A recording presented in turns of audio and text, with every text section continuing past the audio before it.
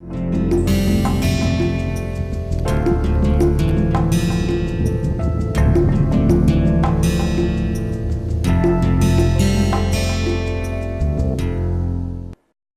so we start a new lecture today, lecture number 17. In this lecture, we'll talk about solid solutions in the metallic context and alloys, which are formed by mixing one or two or more elements. So let me just recap the the last lecture first. So in the last class, we learnt about interstices. Okay.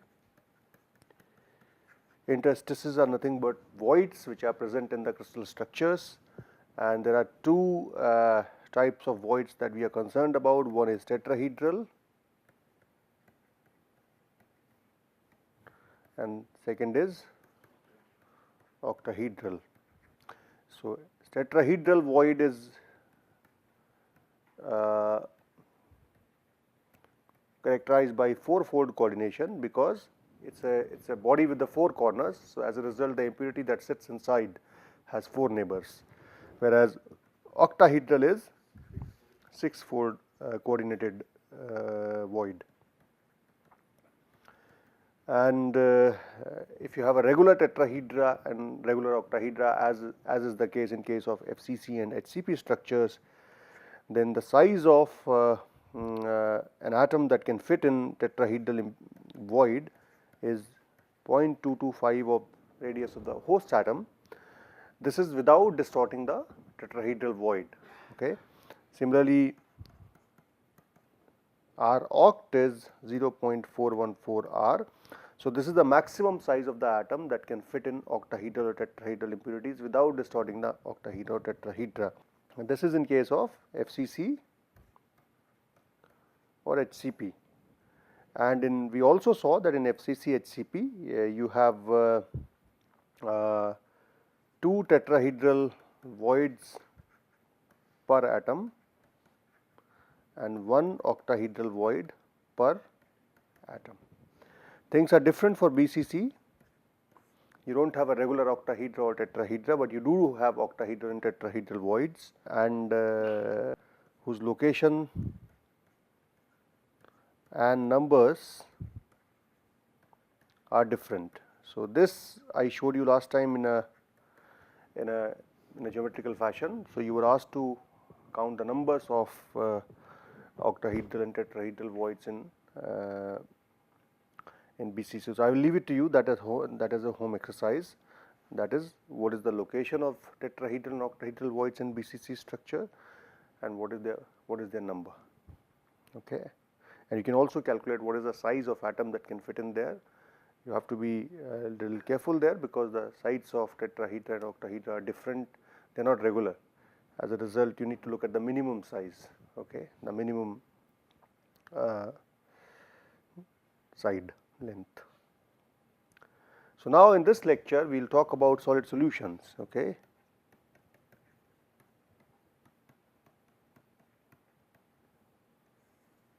Solid solutions are just like liquid solutions. They are solution of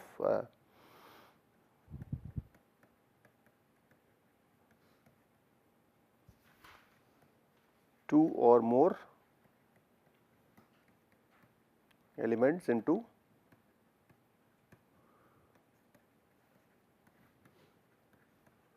I think it's too small. Okay, solution of two or more atoms into each other. So what basically what does it mean? So you have a lattice of some structure, let's say some element,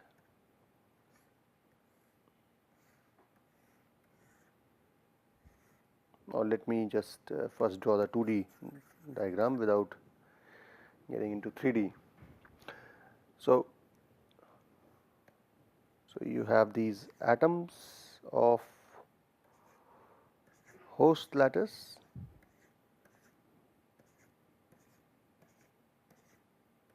okay.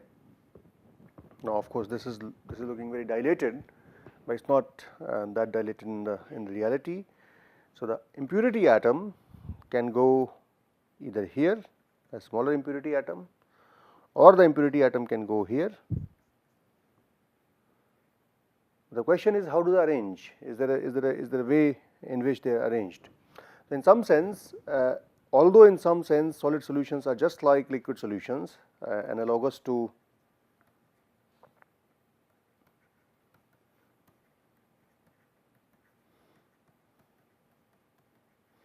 such as sugar in when you mix two liquids, or sugar in water or salt in water. So salt molecules dissolve in the water, or sugar molecules dissolve in the water. But since water itself is an amorphous structured, or it doesn't have periodicity, where atoms go is also of little consequence, and water is generally loosely structured phase.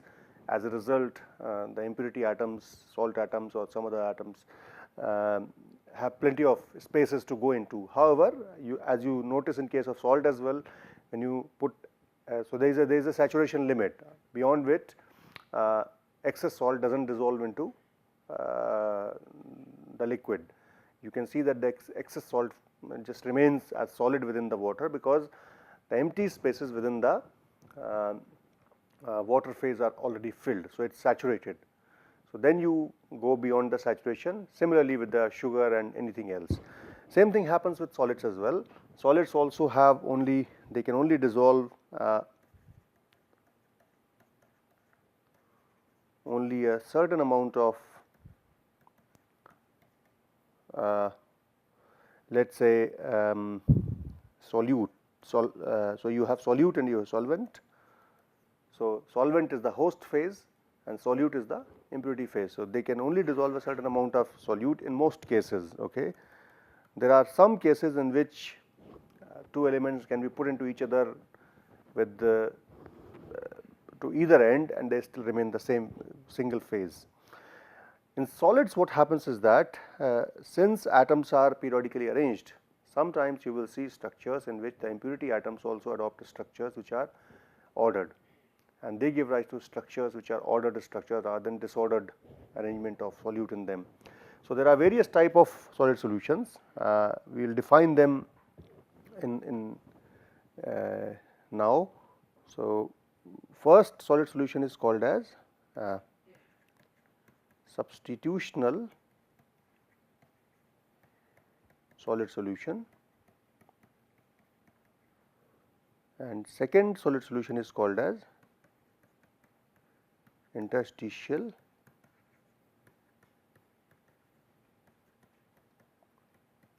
solid solution. So substitutional solid solution basically means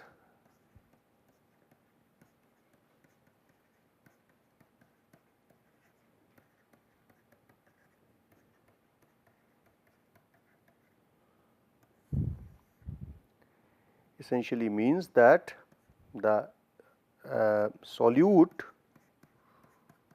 or you can say impurity atom, goes to host atom site. So it replaces it occupies the same site as the host atom. However, the manner in which it can do that could be random.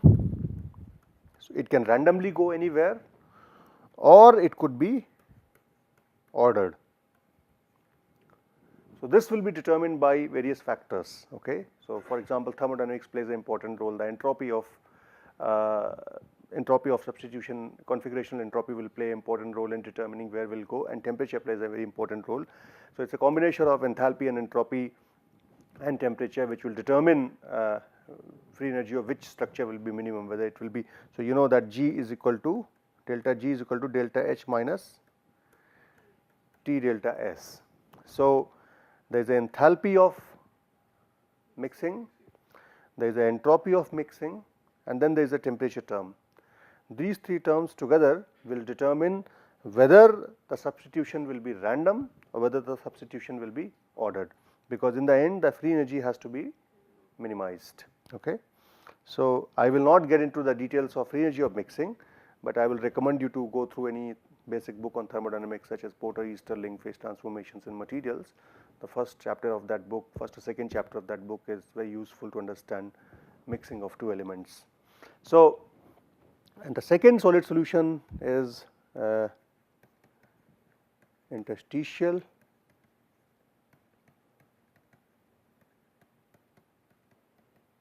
solid solutions, and again interstitial solid solutions. In this, the interstices may go to tetrahedral site or octahedral site. So, depending upon the size of the atom and the structure of the host phase, whether it's FCC, BCC, or HCP, the impurity atom may decide to go to any of these sites. So, let me give you now some examples of the manner in which your solid solutions may form. So, for example, let me make a little closer structure so that it's close enough, right?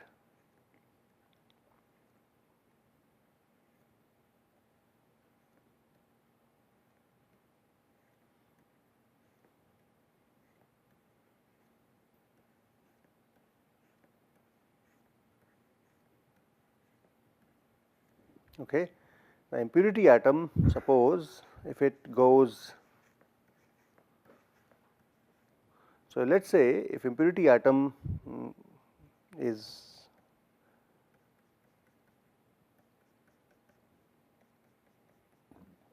so in this case, do you see any periodicity in random arrangement or ordered arrangement of impurity atom? So, this is let us say your B atom and this is your A atom. So, A is the host phase and B is the solute. In terms of chemistry, you call it as a solvent phase, okay, host lattice. So, this is basically a random solid solution, a random substitutional solid solution. Then you may have other example of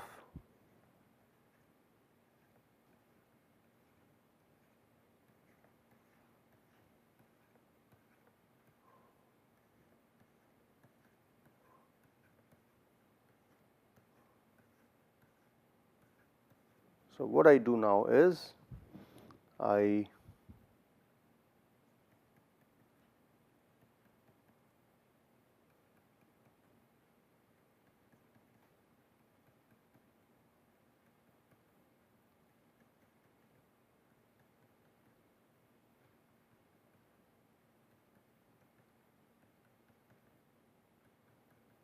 oops.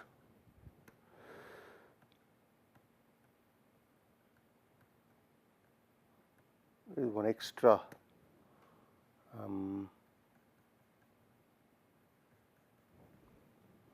so here now you can see that your solid solution is random and you can actually construct a lattice here, but your lattice has changed now, okay, because if you remember your primitive non-primitive lattice concept, the lattice in this case is no longer the small blue square, rather it has become a the bigger this has become the lattice, okay. So, this is called as your ordered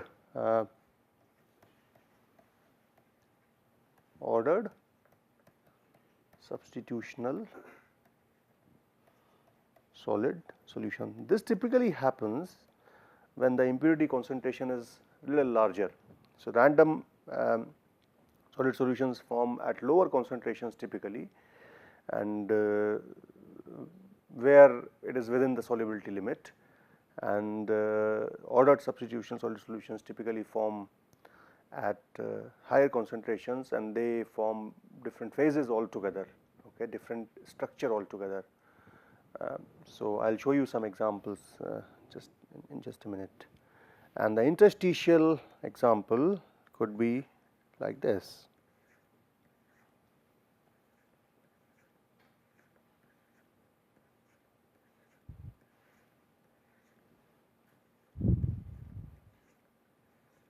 Okay. So, your interstitial atom may go here, for example,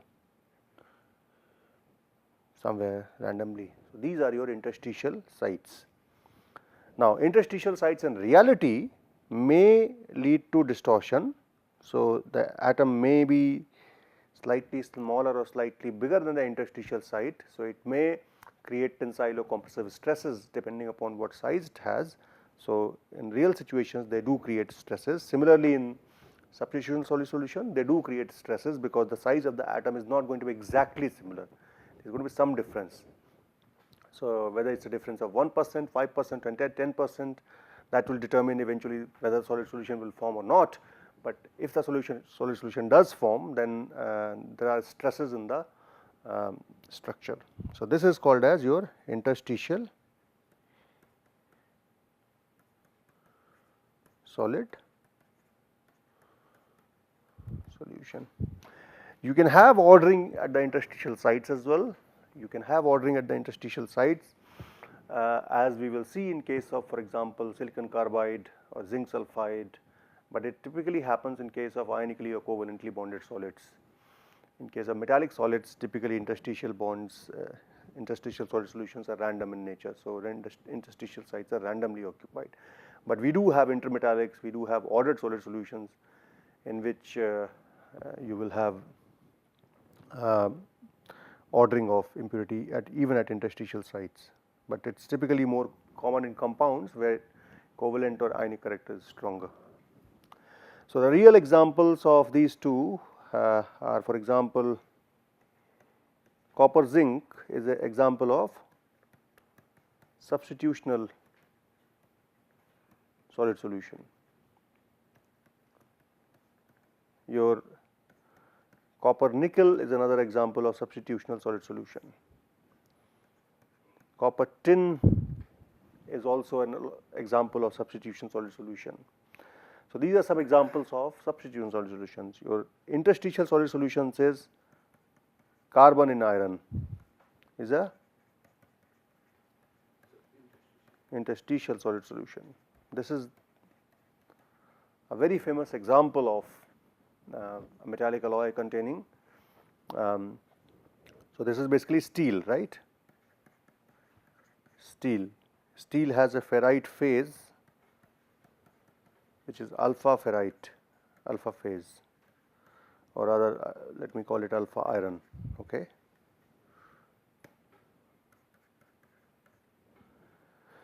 Alpha iron is BCC structured phase, and with BCC iron with carbon in, it's become very complicated, let me just, so it's basically BCC iron with carbon atoms in interstitial sites.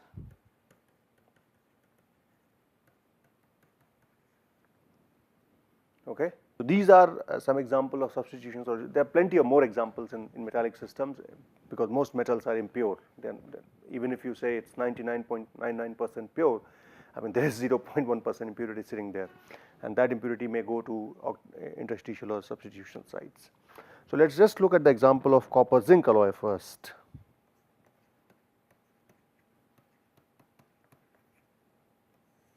Okay. Now, this is with the Cu to Zn ratio of 50:50. Okay. So, above 470 degree centigrade or so, it makes a BCC structure. You can see that the structure is not same as copper or zinc, it makes a BCC structure, which is a disordered BCC structure. Below 470 degree centigrade, it makes a ordered structure. So, below 470 degree centigrade, it looks something like this.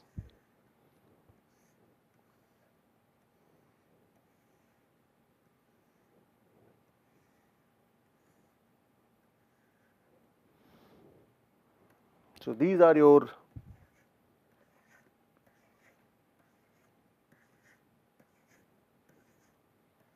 atoms,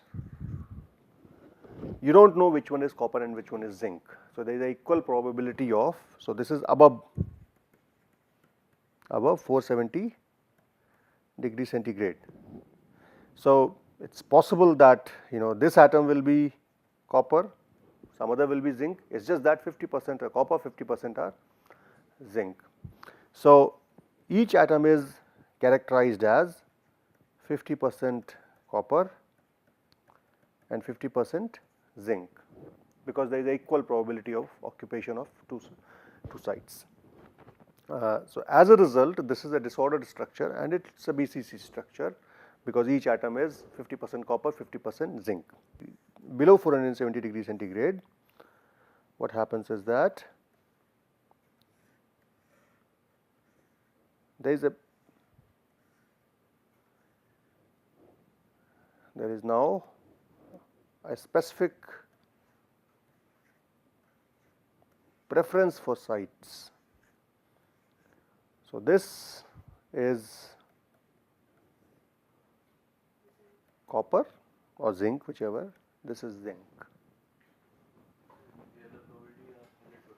Here it's here, so you can see that copper makes one sublattice, zinc makes another sublattice, and both of these sublattices are cubic in nature, primitive cubic in nature.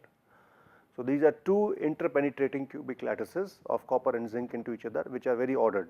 So this is below 470 degrees centigrade, and why this happens is that if you look at this case where there is a random distribution of copper and zinc, there is no preference for copper-copper bonds or copper-zinc bonds or zinc-zinc bonds. Everybody is happy with everybody. Copper is okay if its neighbor is copper. Copper is also happy if its neighbor is zinc. Zinc is also okay with copper being a neighbor or zinc being a neighbor. So there is no preference for any particular kind of neighbor. In this case, below 470 degrees centigrade, copper prefers to have zinc as a neighbor and zinc prefers to have copper as a neighbor, because this changes the enthalpy. Enthalpy is depending upon the number of nearest neighbors, type of nearest neighbors. So this is determined by thermodynamics, what will be stable. So this is a disordered solid solution, this is an ordered solid solution. In disordered solid solution, you cannot pinpoint and say that this is copper atom or this is zinc atom. There is a probability, okay.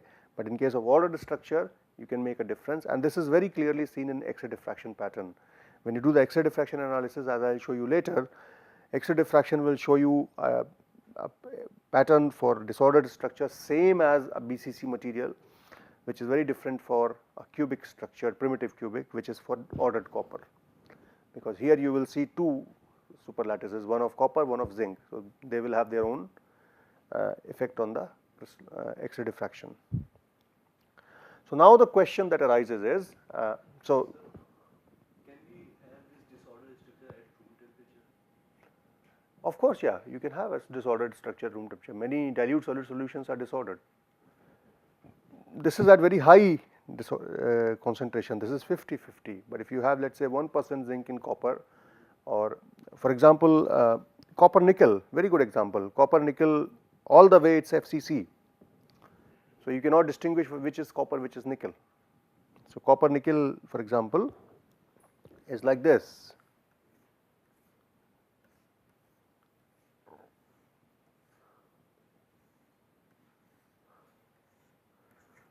Copper is FCC, right?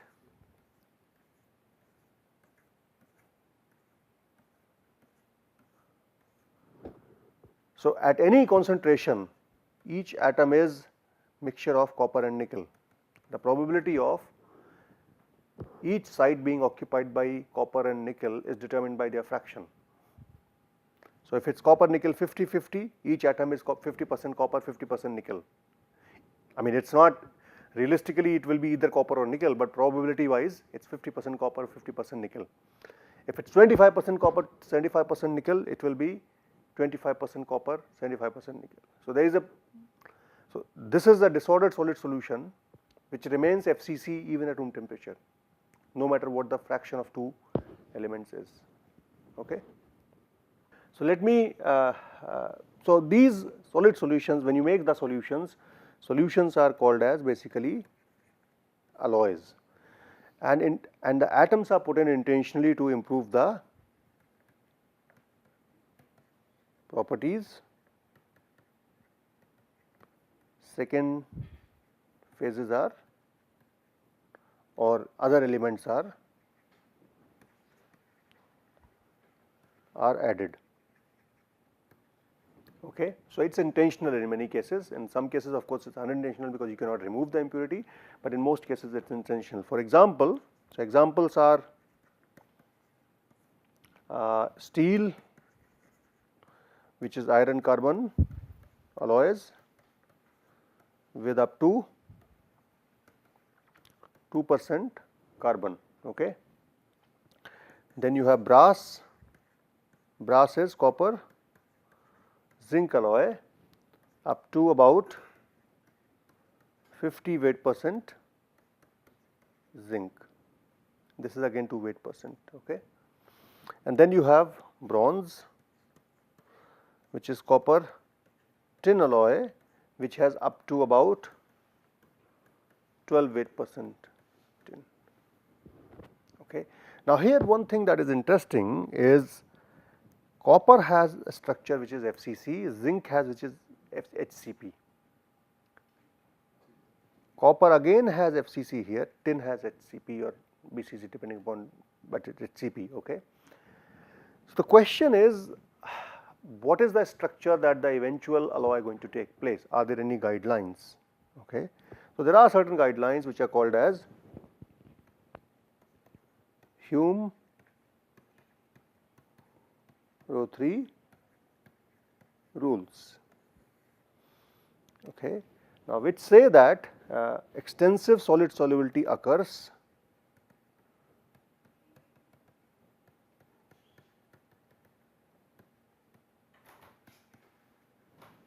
may form when number 1, the size difference between two atoms is less than 15%. Number 2, there should be smaller difference in the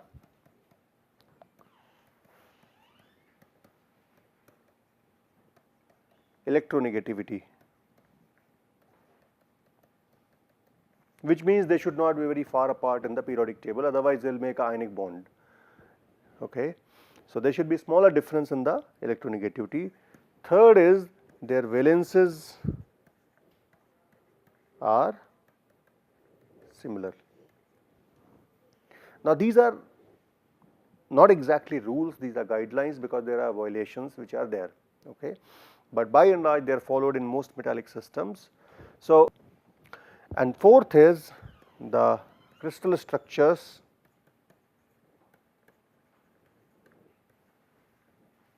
should be similar. So, when the valences are not similar, then the valence of, so element with higher valence is likely to dissolve in the element of lower valence. That is typically the norm. And if electronegativity difference is large, then instead of making alloy, it tends to make a compound, ordered compound. It could be, it's called as intermetallic, or it's called as a line compound or something like that. It looks like as if it's an ionic compound, but it's like it has a higher ionic covalent character than metallic bonding because of large difference in the electronegativity. It's called as an intermetallic compound or line compound. So, these are certain guidelines which are to be followed when you form the structures. Deviations typically lead to lower solid solubility. If you have deviations from these rules, they lead to lower solid solubility, which means you cannot dissolve a large amount of impurity in the host phase if there is a large size difference, if there is a large valence difference, if there is a large change in the crystal structure, because they are not compatible with each other as such. So, let me give you some examples.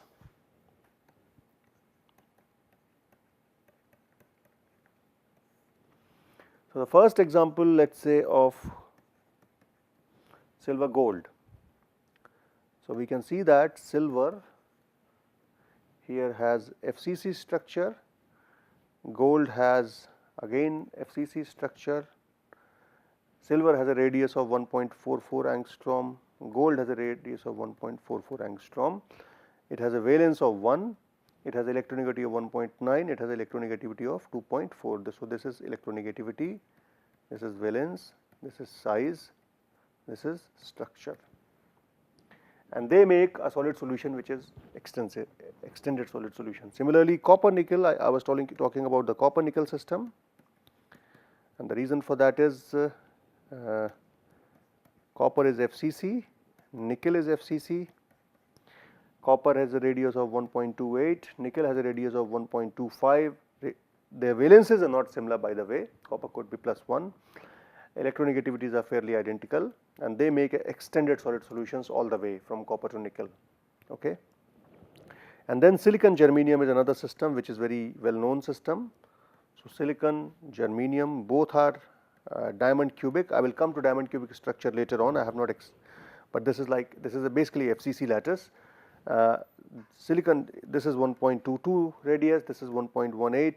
The valence is 4 for both of them. Electronegativity is same. They make extended solid solution. Okay.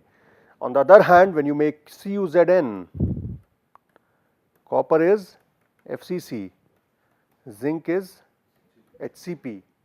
As a result, the solid solubility is limited. You can only put 35% zinc in copper and nearly 1% copper in zinc without making a second phase. Okay. So these are extended solid solutions.